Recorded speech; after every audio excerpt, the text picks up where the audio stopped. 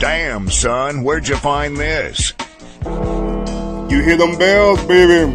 It's that time. It's time to get loud. What a hell of a weekend we had over the weekend. It is Third Down. Welcome to the Third Down Show on Monday, November the 13th, 2017. What a great day to be alive. What a blessed day to see the beautiful sun shining outside today on this lovely Monday afternoon. I hope you're enjoying your afternoon so far. A lot of y'all on lunchtime by now. But we're going to get straight into it. The Miami Hurricanes, they handled their business over the weekend as they knocked off the Notre Dame Fighting Irish with a plowing score of 41-8. And we're going to talk about their future going forward. Now it's official, they do have a date with Clemson on December the 2nd. In about 2 weeks from now, they'll take on Clemson on December the 2nd for the ACC Championship game. So that'll potentially be an elimination game if Miami handle their business going forward. We're going to get into a little bit about the Miami Hurricanes. The Georgia Bulldogs, they didn't handle their business because the Auburn Tigers took them down in Athens. Test one has been accomplished. We're going to talk about them because the Georgia Bulldogs did not handle their business. Auburn handled their business as they took on the Georgia Bulldogs and they knocked them off to get that dub. And we also going to get into a little bit of football. Them Who-Dats, the Who-Dats of the New Orleans Saints are on a 7-game win streak. Are they contenders or are they still pretenders? We're going to get into them. And we're also going to finish out today's episode with a little bit about bad news coming out the SEC East with Tennessee and Butch Jones, as Butch Jones is no longer the head coach of the Tennessee Volunteers. And that's going to lead me to my next episode on Wednesday about coaching and the SEC. So we're going to jump right into them. So I know about that Trick Daddy. Showing a little love to the 305 this morning because I know the 305 is bumping right now because the Miami Hurricanes, in my opinion, is definitely a top 4 team in the college football rankings. There's no way to be around it. We shouldn't have to wait up on the moon. You don't knock. Now, granted, we can look at the schedule and we can see who they defeated. Schedule is, compared to others, is a little weaker. And that's no doubt. But I will say, the last 2 weeks, they knocked off top 15 opponents. Then they knocked off a top 5 opponents last week. A top 5 opponent last week, okay?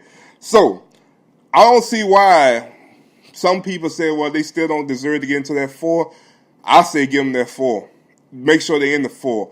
I'm going to get into that in a little bit as well. My prediction was tomorrow's going to be. I do have the top 10 of the AP poll, but we know now it's going to the college football poll now. So, I wrote down my prediction of what it's going to be tomorrow, which it possibly can change. Miami next game is against the University of Virginia at 11 o'clock Saturday. Then after that, they'll play Pitt on the 24th. And then, once again, December the 2nd, they will take on Clemson for the ACC Championship game on ABC. No time is available yet.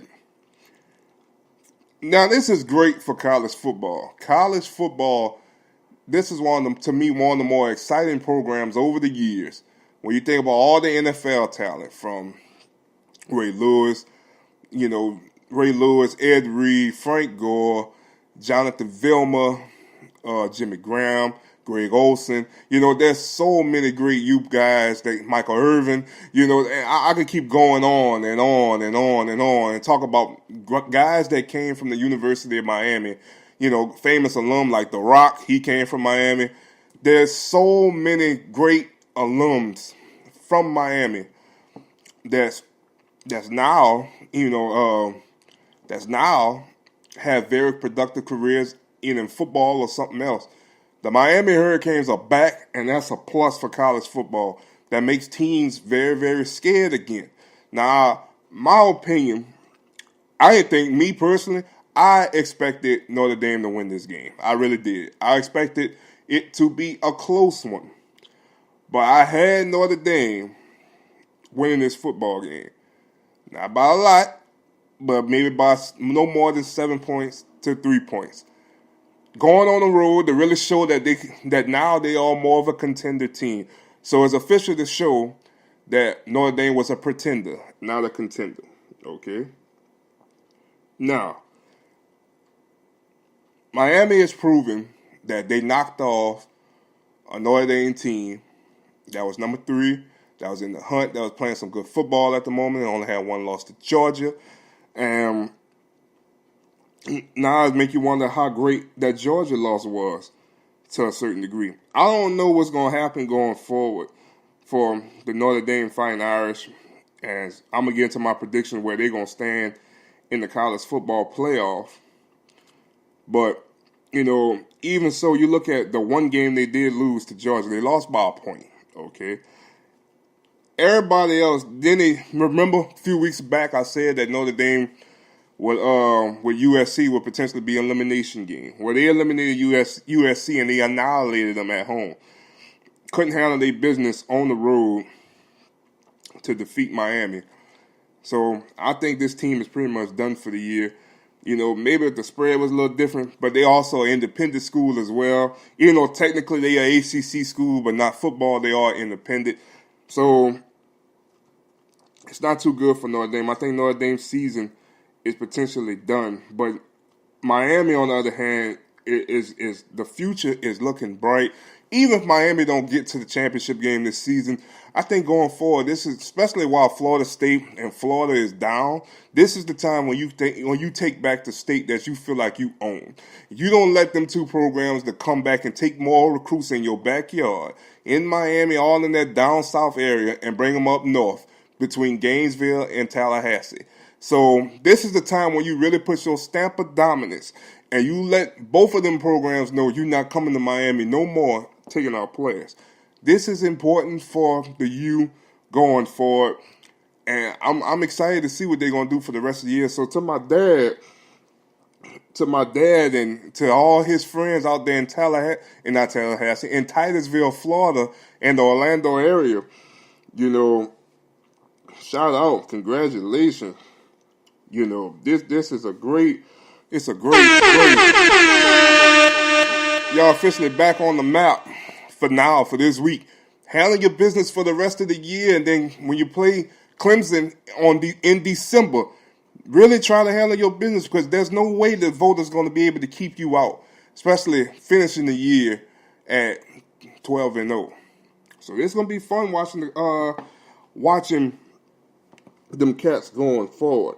But on to my next one. It was a great day. It was like I said, almost 1, 2, and 3 almost went down. Alabama barely survived against Mississippi State. Once again, we're going to get into them later on in the week. We're not going to linger on them too long. But 2, the Auburn Tigers, who knocked off the number 1 ranked team in the country, 40-10, as Auburn Test 1 has been completed. Yes, sir, the mission is completed.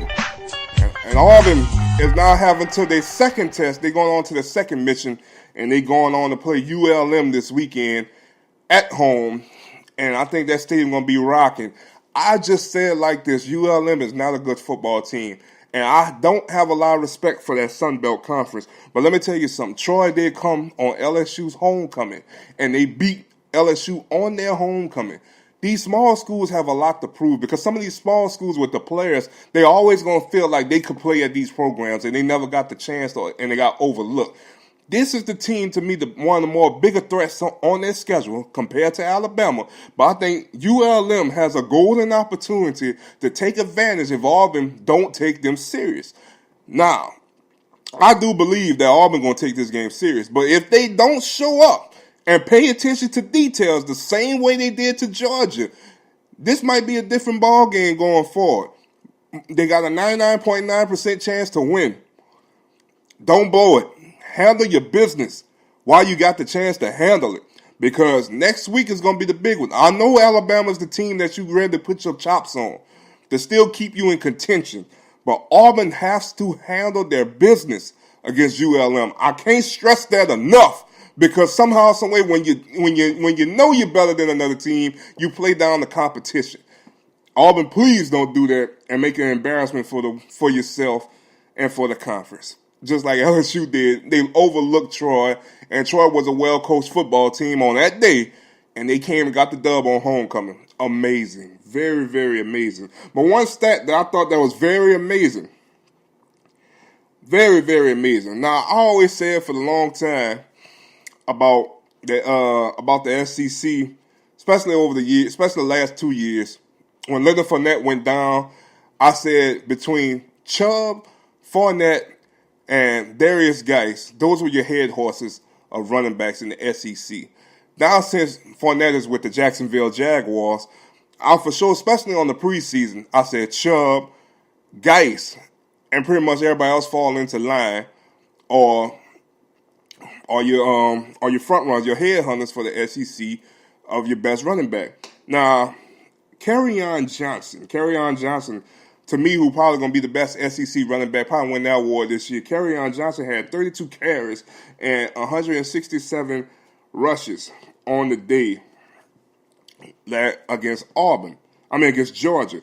Nick Chubb, this is what I find is key. Chubb had 11 carries, 27 yards. He averaged 2.5 a carry, only one touchdown. Now, at the halftime, when I saw the stats at the half, Chubb only had 24 yards at halftime. So that means when he came back in the second half, only had 3 yards in the second half. Auburn took away the run game, and they put the game in Georgia's quarterback's hand, in Jake's hand. They made him make the decisions. And what I'm scared of to see going forward, how will Auburn do against Alabama? Will they do the same similar game plan? Because let's put it like this for what it is. Even if you stack the box and you stop the run, you make Jalen Hurts make throws. I feel better with that than making, kind of still leaving wide open lanes for Alabama to run inside, outside zone plays, trap plays, all these type of plays. I feel real good about that. So this is how I feel about it. I think Auburn going to have to take away the run game from Alabama first. And then they're going to have to make Jalen Hurts become a superstar. If he's going to beat him, he have to beat him with his passing game. You got to play your details. You got to make him stay inside the pocket. When you have chances to sack him, sack him. LSU did a good job of that when they played him. When they got their hands on him, sometimes they brought him to the ground. Then sometimes they made him stay in the pocket. When they broke containment, Jalen Hurts, that's when he got free. And he started making plays outside the pocket. Make him uncomfortable in the pocket. Make him step up. And you have to get the tackles when you have the chance to make him get the tackles. Don't give him no time to sit back and read plays. You know what I'm saying? Because I think Auburn going to do the similar game plan. Take away the run game first and put the ball in Jalen Hurts' hand. My opinion. That's how I see what's going to have to happen in about 2 weeks. About a week, really. So we count down to the end of the season, guys, and it's starting to get real interesting for sure.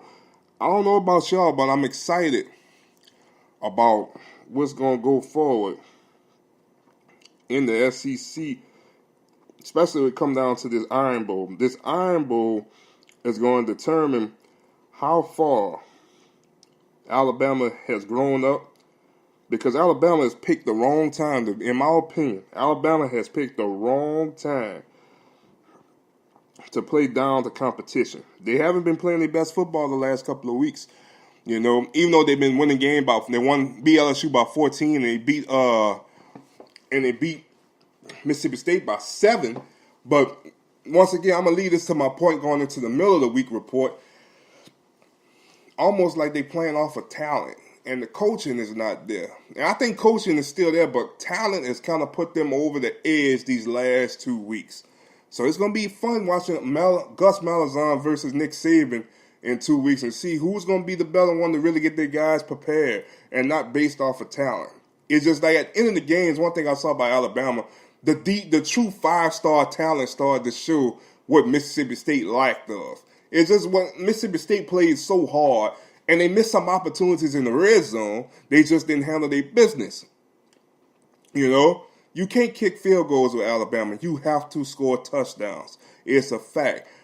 So we're going to get on to them probably in the middle of the week for sure. This was an amazing weekend for college football. Amazing amazing weekend for college football.